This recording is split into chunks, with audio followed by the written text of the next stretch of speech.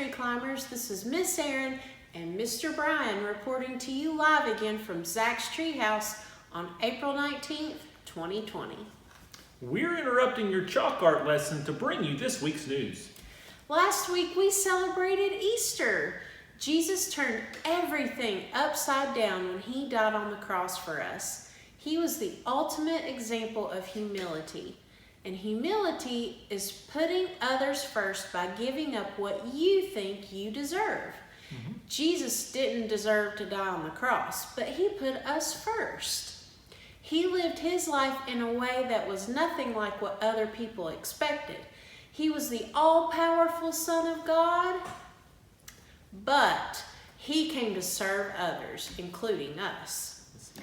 He died on the cross so we could have a relationship with God that would last forever. And we can live it out like Jesus did with God's help. That is true, Miss Erin. Humility is kind of upside down from the way things usually go. It's like living in an opposite world. Usually we tend to think, me first, not you first. Humility flips that all around.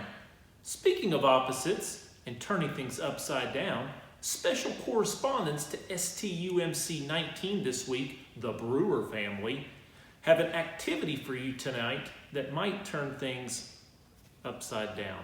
Thanks, Brian and Erin. That is correct. We have an activity today that will turn your brain upside down. It will shift your thinking just like humility does. Today we're going to play a game called Simon Says.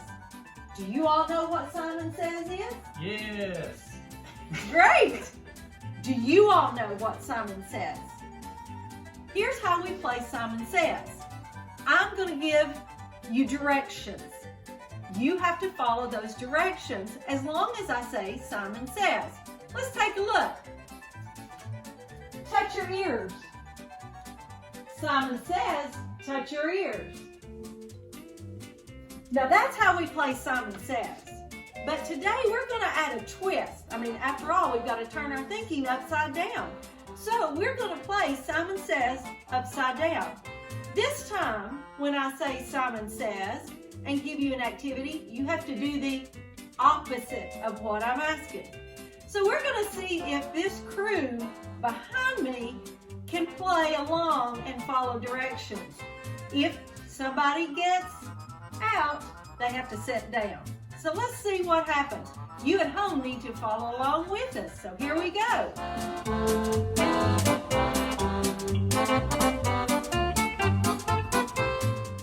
Touch your head. Touch your knees. Stand on one foot. Simon says stand on 2 feet. Oh, good job. All right. Feet down. Simon says, climb a ladder.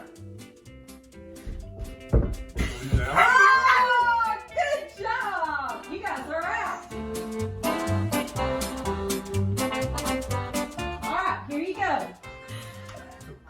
Stand on both feet. Simon says, shout loudly. Good job, good job. Simon says, walk forward. Good job. Simon says, wink with your left eye. Good job. They actually were winking. You couldn't see it, but it's there.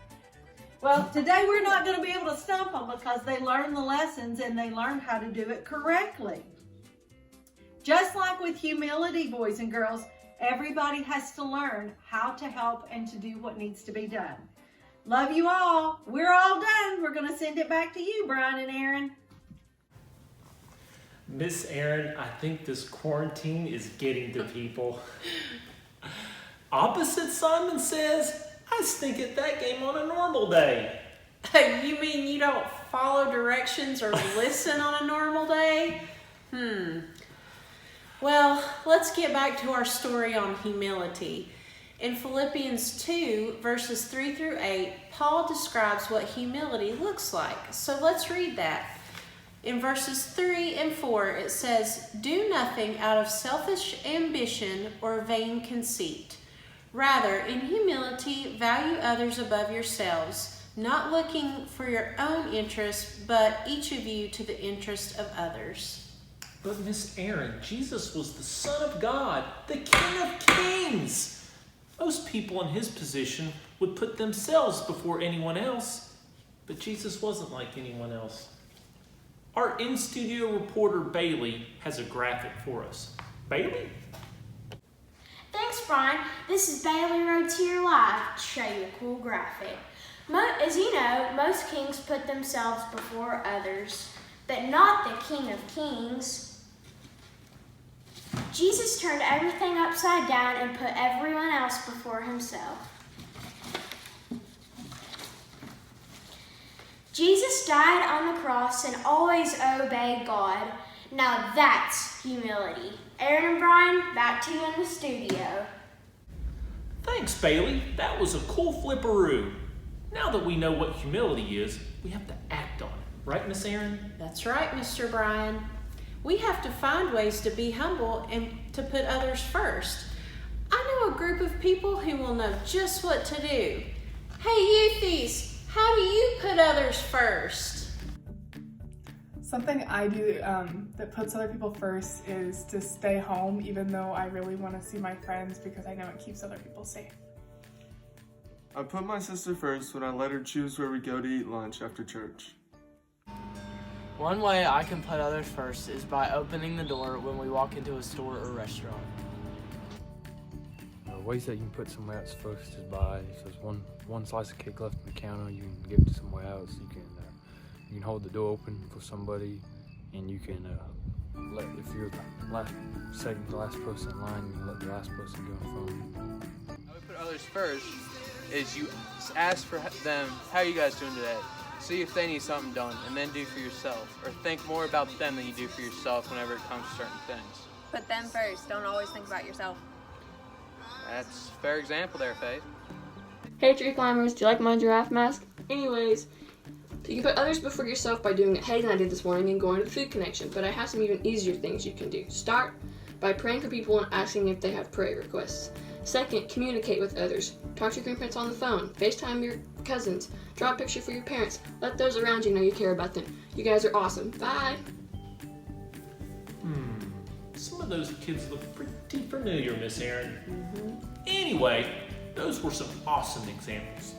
There are tons of ways to put others first. We just have to be on the lookout for them, Miss Aaron. Exactly. When we think about what Jesus did for us, it can help us act in humility. I hope that each of you will find a way this week to put someone else first, even if it's a family member who has been right by your side every day for the last month. We'll be back next week for our final lesson on humility. Until then, Stay safe, Sycamore Tree.